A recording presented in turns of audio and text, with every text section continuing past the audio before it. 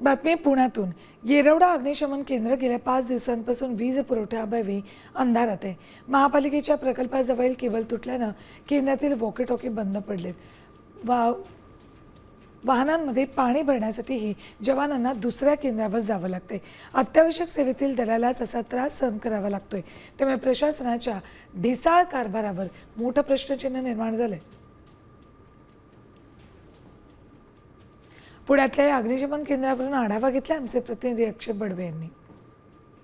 अत्यावश्यक सेवा आणि आणीबाणी सेवेमध्ये प्रामुख्याने काम करणारं अग्निशमन दल अत्यंत महत्त्वाचा रोल प्ले करतो. मात्र आज आपण बघतोय की पुण्यातल्या येरवडा फायर स्टेशनमध्ये गेल्या 5 दिवसांपासून लाईट नाहीये.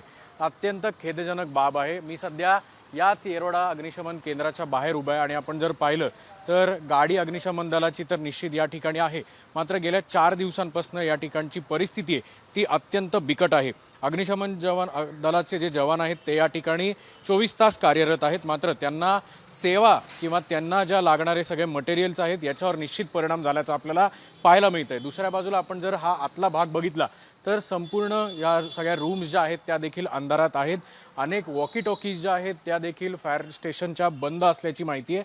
आपण हा सगळा परिसर बघतोय की जिथे अग्निशमन दलाचे इक्विपमेंट जे आहेत ते देखील ठेवलेले असतात. वॉकी टॉकीमध्ये चार्जेबल सेल आहेत त्या चार्ज होत नसल्यामुळे आपण जर पाहिलं तर या वॉकी टॉकीज ज्या आहेत त्या सुद्धा बंद असल्याचं पाहायला मिळतंय. कॅमेरामन सुमित भोसलेसह अक्षय बडवे, साम टीव्ही न्यूज, पुणे. साम टीव्ही मी नेहमी पाहतो. त्यावर दाखवलेल्या बातम्या रिलेट करतात.